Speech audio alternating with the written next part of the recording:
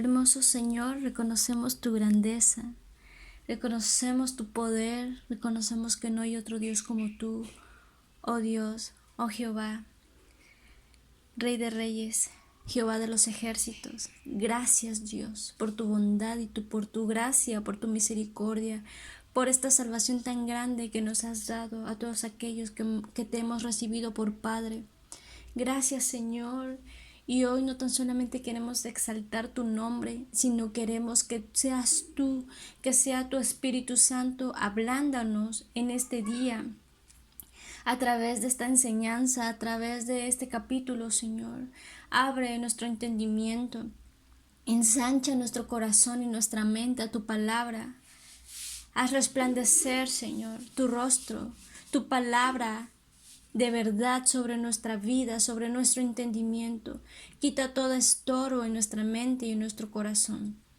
Todo aquello que quiera distraernos, Señor, quítalo del medio. Te lo pedimos en el nombre de Cristo Jesús. Amén. Bueno, hoy vamos a concluir el capítulo 1 de Segunda de Timoteo. Vamos a empezar a leer a partir del 8 porque nos quedamos aquí en el 7. Bueno, dice así la bendita palabra de Dios. Por tanto, no te avergüences de dar testimonio de nuestro Señor, ni de mí, preso suyo, sino participa de las aflicciones por el Evangelio, según el poder de Dios, quien nos salvó y llamó con llamamiento santo, no conforme a nuestras obras, sino según el propósito suyo y la gracia que nos fue dada en Cristo Jesús, antes de los tiempos de los siglos, pero que ahora ha sido manifestada por la aparición de nuestro Salvador Jesucristo, el cual quitó la muerte y sacó a luz la vida y la inmortalidad por el Evangelio, del cual yo fui constituido predicador, apóstol y maestro de los gentiles, por lo cual asimismo padezco esto, pero no me avergüenzo, porque yo sé a quién he creído, y estoy seguro que es poderoso para guardar mi depósito para aquel día. Retén la forma de las sanas palabras que de mí oíste en la fe y amor que es en Cristo Jesús. Guarda el buen depósito por el Espíritu Santo que mora en nosotros. Ya sabes esto, que me abandonaron todos los que están en Asia, de los cuales son Figelo y Hermógenes. Tenga el Señor misericordia de la casa de Onesíforo, porque muchas veces me confortó y no se avergonzó de mis cadenas, sino que cuando estuvo en Roma me buscó solícitamente y me halló. Concédele el Señor que haya misericordia cerca del Señor en aquel día, y cuánto nos ayudó en Éfeso, tú lo sabes mejor. Amén. Bueno, seguimos leyendo los consejos de Pablo, del apóstol Pablo, a su aprendiz Timoteo. Aquí en el versículo 8 comienza hablando: no te avergüences de dar testimonio de nuestro Señor. El Señor Jesucristo mismo dejó bien en claro que íbamos a tener dificultades, ¿sí? La vida cristiana no es una vida perfecta. Vamos a padecer aflicciones como cualquier otra persona. Él dijo en Juan capítulo 6, 33, en el mundo tendréis aflicción. Sí, pero dice que debemos de confiar que Él ha vencido el mundo.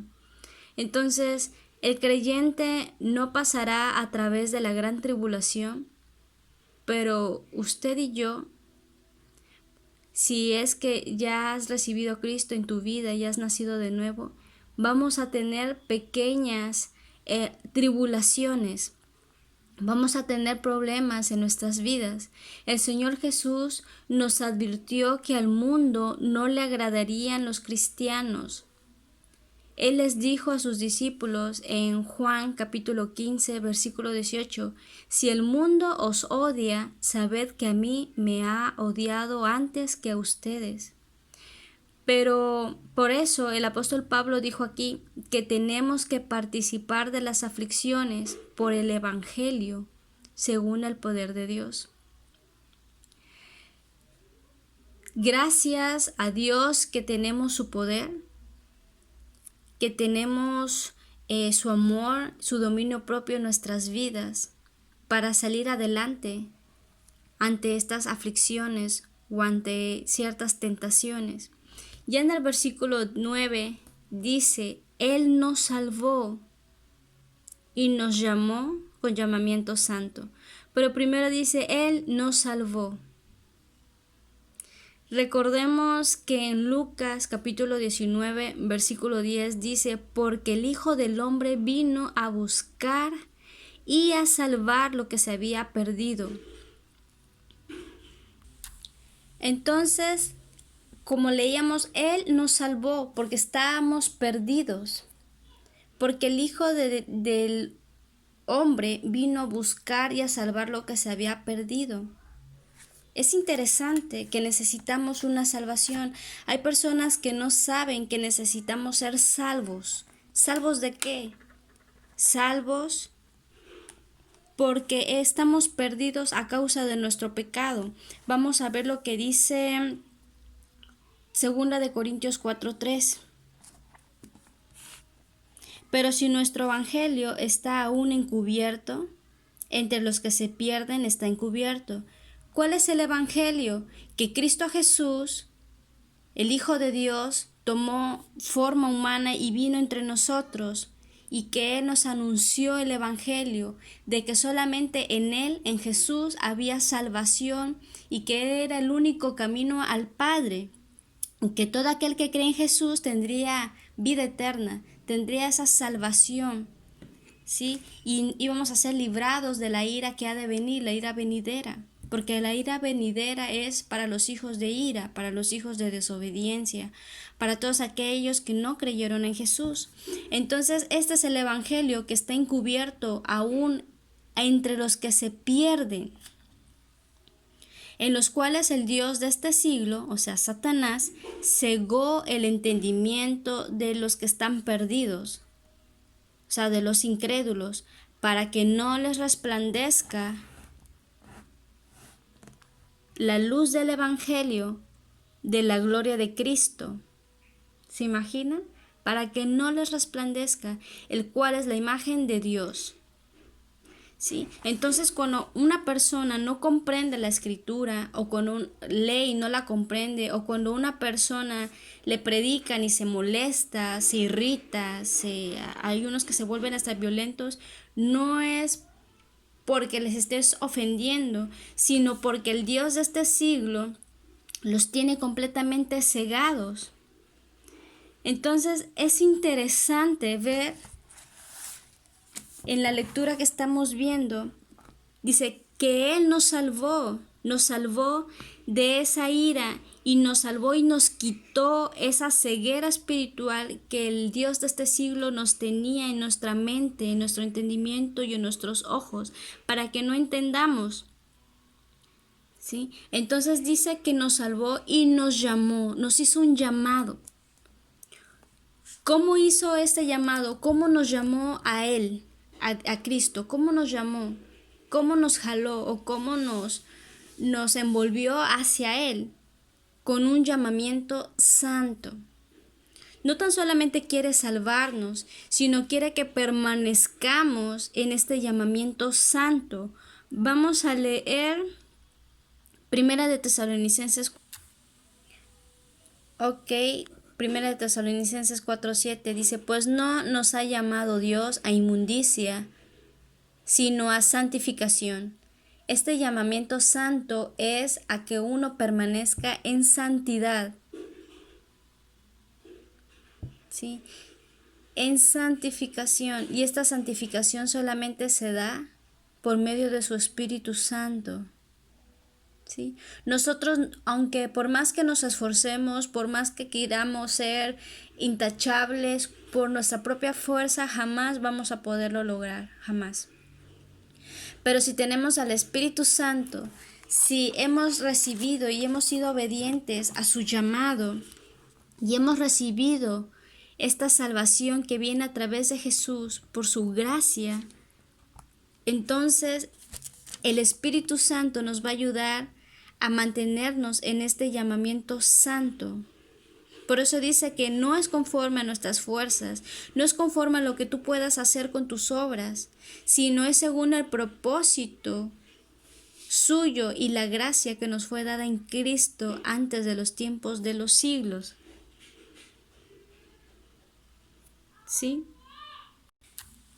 Primera de Corintios 1:2 dice: a la iglesia de Dios que está en Corinto, a los santificados en Cristo Jesús. Esta santificación solamente es a través de Jesús, llamados a ser santos, con todos los que en cualquier lugar invocan el nombre de nuestro Señor Jesucristo, Señor de ellos y nuestro. Entonces, cuando nosotros aceptamos esta salvación, que viene solamente por medio de Jesucristo, automáticamente Él nos santifica, Él nos purifica, nos limpia, aún hayamos hecho lo peor del mundo. Él nos santifica, por eso dice que todas las cosas son hechas nuevas en Cristo Jesús. Claro que debe de haber un arrepentimiento verdadero y a Él no lo podemos engañar, ¿sí? Entonces, cuando hay un verdadero arrepentimiento, automáticamente aceptamos su salvación a través de Jesús. Nos santifica y nos hace santos para Él. Eso es algo interesante. Somos santos por la gracia de Cristo Jesús. Un santo no es un muñeco de barro, de yeso, de piedra. Es todo aquel que invoca el nombre del Señor y ha aceptado la salvación y su llamamiento santo, que es a través de Cristo Jesús, por la gracia de Jesús. ¿Ok? Entonces, según el propósito suyo y la gracia que dice ahí, el maravilloso propósito de Dios en el Evangelio estuvo oculto en las épocas pasadas, pero entonces fue revelado por medio de Jesucristo y sus discípulos, así como el apóstol Pablo fue usado para predicación a los gentiles, es decir, a los no judíos. Entonces había sido también un misterio en el Antiguo Testamento, era un secreto no revelado. Por eso dice antes de los tiempos de los siglos, ¿sí? Porque aún no se había manifestado el Hijo de Dios, Jesucristo, que vino a ser revelado hasta el Nuevo Testamento. Ahora, y termina el versículo hablando de la gracia que nos fue dada en Cristo Jesús antes de la eternidad. A lo largo de todo ese tiempo, Dios tenía este plan para nosotros, este plan de salvación para nosotros. Ya en el versículo 10 habla sobre la muerte. ¿Sí? Dice que Él quitó la muerte y sacó a luz la vida. Bueno, quitó la muerte. Primero recordemos que Jesús venció a la muerte cuando resucitó. La muerte no le pudo retener. Gloria a Dios por esto. Literalmente Jesucristo ha dejado sin efecto a la muerte. Esto no quiere decir que Dios eliminó a la muerte. ¿Por qué? Porque la muerte tiene cabida en nuestro cuerpo. Algún día vamos a morir. Pero aquí recordemos que el apóstol Pablo estaba escribiendo esta carta desde la cárcel, esperando que se cumpliera su sentencia de muerte. Pablo, el apóstol Pablo no estaba hablando de la muerte física en este caso, sino de la muerte espiritual, de la muerte eterna que implica la separación con Dios. Y esta separación y esta muerte eterna la causa el pecado. Aquí estamos en Romanos capítulo 6 versículo 23, que dice: porque la paga del pecado es muerte, mas la dádiva, o sea, el regalo de Dios, es vida eterna en Cristo Jesús, Señor nuestro. Entonces la consecuencia del pecado es muerte, pero aquí está hablando de una muerte espiritual. ¿Por qué sé que habla de una muerte espiritual? Porque si hablara de una muerte física, natural, carnal, pues todos, cada vez que pecáramos, caeríamos fulminados en el piso, muertos. Entonces aquí está hablando que la consecuencia del pecado es la muerte espiritual, más que el regalo de Dios es la vida eterna que es a través de su Hijo Jesucristo, nuestro Señor. Vamos a leer 1 Corintios 15. Ok, 15 versículo 55. Dice, ¿dónde está muerte tu aguijón? ¿Dónde, oh sepulcro, tu victoria? Ya que el aguijón de la muerte es el pecado. O sea, la muerte nos lastima o tiene cabida en nosotros a través del pecado. Ese es su arma y su aguijón es el pecado. Y el poder del pecado, la ley. ¿Por qué el poder del pecado, la ley? Porque la ley es la que nos dice qué cosas son incorrectas y qué cosas son correctas. Entonces, cuando tú lees la Biblia y te dice que el adulterio es pecado o matar es pecado y aún así con conocimiento lo haces, entonces ya estás pecando, porque si sabiendo hacer lo bueno no lo haces, es pecado. Entonces el poder del pecado es la ley, es el conocimiento. Mas gracias sean dadas a Dios, que nos da la victoria por medio de nuestro Señor Jesucristo. Así que, hermanos míos amados, estad firmes y constantes, creciendo en la obra del Señor siempre, sabiendo que nuestro trabajo en el Señor no es en vano. Entonces podemos vencer el pecado y podemos vencerlo completamente y así librarnos del poder de la muerte, o sea, de la muerte eterna. Y todo es a través de la gracia que tenemos en Cristo Jesús, por medio de nuestro Señor Jesucristo. Es por esto que está claro que no podemos pedir auxilio en oración a ningún santo y a ninguna imagen, porque la palabra de Dios está muy clara, está muy, muy clara. Si toda la salvación, su gracia, es a través de Cristo Jesús. Él fue el único santo, completamente santo, sin mancha, puro. Y sí, acabamos de leer que somos santos, pero es por Él, a través de Jesucristo, a través de la santidad de Jesús, es que somos llamados a ser santos. Ahora, continuando con el versículo 10, vamos a leer también Primera de Timoteo, capítulo 2. Ok, versículo 5 dice, porque hay un solo Dios y un solo mediador entre Dios y los hombres, Jesucristo, hombre. Hay un Dios y un solo medio para llegar a Dios, entre Dios y los hombres, y es Jesucristo, hombre. Fíjense, Jesucristo, hombre. Cristo Jesús, o sea, es Dios mismo, pero hecho hombre, Jesucristo, el cual se dio a sí mismo en rescate por todos, de lo cual se dio testimonio a su debido tiempo. ¿Ok? Entonces está entendido todo esto. Ya en el versículo 11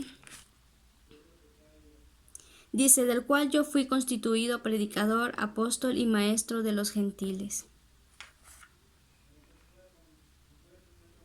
¿Ok?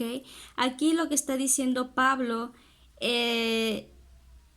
son sus ministerios en los cuales él se movía, que él era un apóstol, un maestro y un predicador. Él predicaba la palabra de Dios, abría iglesias, eso es un apóstol que abre iglesias que en otros lugares, y que él era maestro de los gentiles, de los no judíos. En el versículo 12 el apóstol Pablo estaba diciendo, no me avergüenzo. Pablo había escrito también en Romanos 1:16, decía que no me avergüenzo del evangelio, porque es poder de Dios para salvación de todo aquel que cree. Si retrocedemos al versículo 8, vemos que Pablo también le dijo a Timoteo que tampoco se debía de avergonzar. Hay algunos cristianos, o a veces los cristianos nos mostramos cohibidos para expresar nuestro testimonio personal de lo que Dios ha hecho en nuestras vidas. A veces nos sentimos tímidos o nos intimidamos ante la persona que nos pregunta o de manera sarcástica o de manera, porque uno se da cuenta de qué manera nos están preguntando algo. Entonces, pero nosotros no nos debemos de dejar intimidar, no nos debe de dar vergüenza hablar las maravillas que Jesucristo ha hecho en nuestras vidas. ¿Sí? Y aquí dice algo hermoso, porque yo sé a quién he creído. Estoy seguro que es poderoso para guardar mi depósito para aquel día. Entonces, si sabemos en quién hemos creído, si sabemos de dónde nos sacó el Señor, no debemos de avergonzarnos. Él nos da poder y dice que no debemos de preocuparnos por lo que debemos de decir, que en el momento el Espíritu Santo nos daría palabras para expresarnos y para predicar y para hablar. Entonces, no nos avergoncemos, no nos sintamos intimidadas y cohibidas en algún momento. Y aquí dice algo interesante. Aquí habla de un depósito. Estoy seguro que es poderoso para guardar mi depósito para aquel día. Aquí depósito significa confianza. Entonces es poderoso para guardar mi confianza, para guardar mi fe, para guardar mi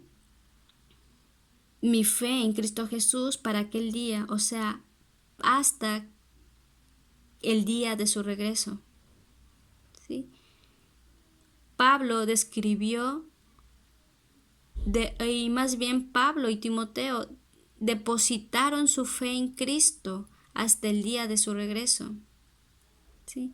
Es importante esta frase porque nos da gran confianza saber que todo lo que somos y tenemos está en manos de Dios. ¿Sí? Ese depósito, esa confianza, esa fe que se ha desarrollado en nuestras vidas a través de la lectura de la Biblia, a través de su Espíritu Santo, Él nos ayuda a mantenernos firmes hasta el día de su venida. Ya en el versículo 13, aquí se mencionan las sanas palabras.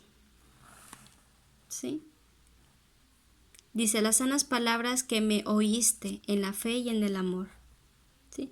Esto nos recuerda que las palabras de la Escritura son inspiradas. Creemos en la inspiración total de la palabra de Dios y no consideramos satisfactorio a cualquier otro punto de vista, que con toda seguridad no satisface las demandas de las Sagradas Escrituras. Cuando dice fe y amor, aquí sugiere Pablo que siguiera su ejemplo en conducta de amor por el prójimo y en cómo mantenerse en la fe. Eso es lo que significa esta parte. ¿Sí? En mí, estas sanas palabras que de mí oíste en la fe y amor que es en Cristo Jesús. O sea, toma mi ejemplo, Timoteo, es lo que le estaba diciendo. En el versículo 14 dice, guarda el buen depósito por el Espíritu Santo que mora en nosotros. Nuevamente vuelve a hablar del depósito, o sea, de la fe, de tu confianza, y cómo el Espíritu Santo es quien nos ayuda a mantenernos firmes hasta su venida. En Juan capítulo 14, versículo 26 dice, pero el Consolador, el Espíritu Santo, a quien el Padre enviará en mi nombre, les enseñará todas las cosas y les hará recordar todo lo que les he dicho. Entonces, esto es claro por cómo el Espíritu Santo es el que nos ayuda a recordar las promesas de Dios en el momento de la dificultad. De esta manera podemos guardar, mantener esa confianza en Cristo Jesús hasta que Él venga. ¿Sí? Hasta que Él venga nosotros tenemos que resistir.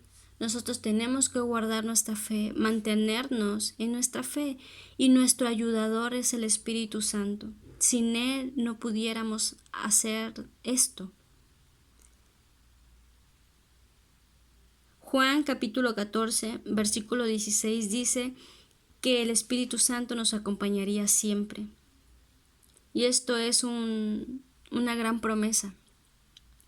Esto nos lleva a entender que la vida del creyente solo puede ser vivida en el poder del Espíritu Santo. Recordemos lo que leímos en el versículo 7.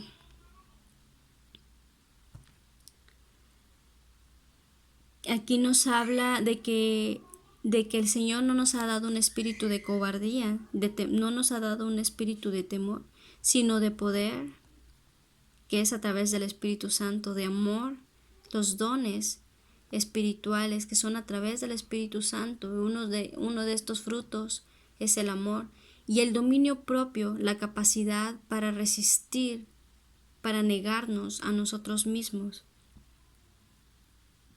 Entonces Pablo nos habla de ese poder, de ese amor y de ese dominio propio.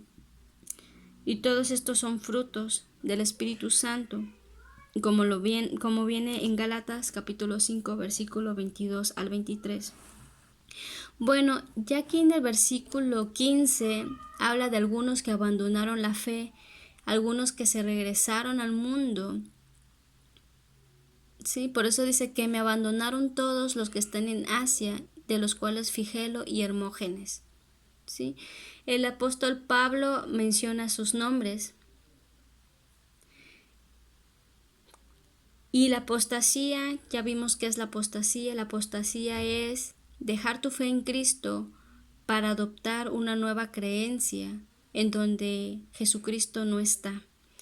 Entonces muchos apostatarán de su fe, y la apostasía ha venido ocurriendo a través de toda la historia de la iglesia. Y ya a partir del versículo 16 al 18, aquí el apóstol Pablo habla de Onesíforo, quien aparentemente era de Éfeso. Se encontraba en Roma, quizás por negocios o por trabajos o porque fue a comprar, no se especifica, pero se encontraba en Roma y era un hombre ocupado que tuvo tiempo para ir a visitar a Pablo, el cual estaba en la cárcel. Probablemente el apóstol Pablo lo había guiado a Cristo, le había predicado de Jesús, y por gratitud y por amor fue a ver a Pablo. Por ello Pablo también se confortó en su visita y le deseó que también fuera fortalecido hasta la venida de Cristo. Por eso dice: concédale el Señor que haya misericordia cerca del Señor en aquel día, o sea, en su venida. Bueno, vamos a orar agradeciendo a Dios. Gracias, amado Padre Celestial, por tu palabra. Gracias, amado Jesús, porque tú hoy nos estás hablando que no nos avergoncemos, de que vamos a padecer dificultades, de que vamos a tener alguna situación difícil. Sí, tú lo dijiste, que íbamos a tener en el mundo, íbamos a tener aflicción, pero que no nos preocupáramos porque tú has vencido al mundo. Gloria a Dios. Y yo me regocijo en tu palabra, Señor, porque aunque vengan pruebas, aunque vengan dificultades, aunque quizás se burlen de nuestra fe, o hagan alarde de alguna situación, o nos recuerdan nuestro pasado, porque quizás en el pasado fuimos malos, o fuimos arrogantes, o tuvimos problema con alguien, y ese alguien nos recuerda nuestro pasado, y nos dice hipócritas, o nos dice algo. Señor, si en lo profundo de nuestro corazón sabemos que nos hemos arrepentido y te hemos recibido y hemos recibido tu salvación, que es por gracia, entonces no tenemos por qué comprar ese engaño ya, porque en Cristo Jesús todas las cosas son hechas nuevas. Ayúdanos ahora a perseverar y a no avergonzarnos de tu evangelio, de no avergonzarnos de dar testimonio de que quizás sí verdaderamente fuimos malos, pero es que todos hemos sido malos. Tu palabra dice que todos, que no hay ninguno que sea justo, no hay nadie que haga lo bueno. Todos somos pecadores, Pero gloria a tu nombre, Señor, que hemos recibido tu palabra de vida, la revelación de tu palabra, y hemos recibido tu salvación que es por gracia.